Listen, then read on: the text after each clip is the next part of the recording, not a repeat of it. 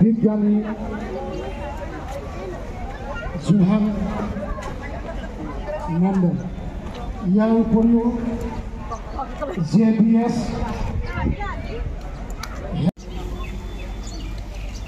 এই বহাগ প্ৰকৃতিৰ ওপৰতে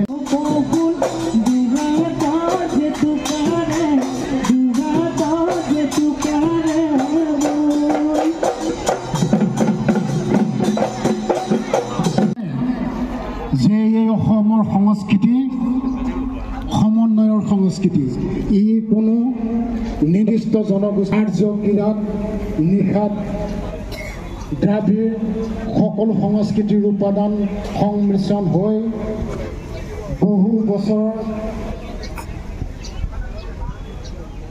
ক্ৰম বিৱৰ্তনৰ ফলস্বৰূপ ডিফু কেন্দ্ৰীয় বিহু সমিতিৰ তৰফৰ পৰা অসমবাসীলৈ ৰঙালী বিহুৰ উল্লেখ তথা শুভেচ্ছা জ্ঞাপন কৰিছোঁ। ডিফু কেন্দ্ৰীয় বিহু সমিতিত তিনিদিনীয়া কাৰ্যসূচীৰে 15, 26 আৰু 27 এপ্ৰিলত আমি এই তিনিদিনীয়া কাৰ্যসূচীৰে বিহু উৎসৱ উদযাপন কৰিছোঁ। আজি দ্বিতীয় দিন। আজি সামূহিক পতাকা উত্তোলন আছিল। সেই পতাকা উত্তোলন হৈ গৈছে। পতাকা উত্তোলনৰ পিছতে আমি কাশ্মীৰত পেহেলগামত যি আততায়ীৰ হাতত 28জন লোকৰ মৃত্যু হৈছিল তেওঁলোকক শ্ৰদ্ধাঞ্জলি জনোৱা হয়।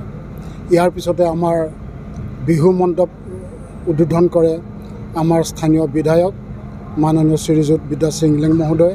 ইয়াৰ পিছত আমাৰ পিঠা প্ৰতিযোগিতা আৰম্ভ হ'ব। ইয়াৰ পিছত আছে সন্ধ্যা আমাৰ সম্বৰ্ধনা অনুষ্ঠান। সম্বৰ্ধনা অনুষ্ঠানৰ পিছতে আছে আমাৰ আজি বিহুপৰি প্ৰতিযোগিতা। বিহুপৰি প্ৰতিযোগিতাৰ পিছতে কালিলৈ আছে সাংস্কৃতিক অনুষ্ঠান। সাংস্কৃতিক সন্ধিয়া উদ্বোধন কৰিব কাৰ্বি আংলং সাহিত্য পৰিষদৰ মুখ্য কাৰ্যবাহী সদস্য ডক্টৰ তুলিৰাম ৰঙাং মহোদয়ে।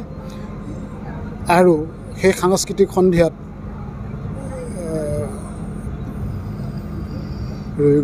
পল্লৱী নাট্য অনুষ্ঠান থাকিব, সংগীত অনুষ্ঠান থাকিব। ইয়াৰ লগতে থাকিব ধনচিৰি বিহু হুঁচৰি দল। মুখ্য আকৰ্ষণত গীতৰ শৰাই আগবঢ়াব সুদীপ ৰঞ্জন মেধি আৰু নুৰি আলি চাই।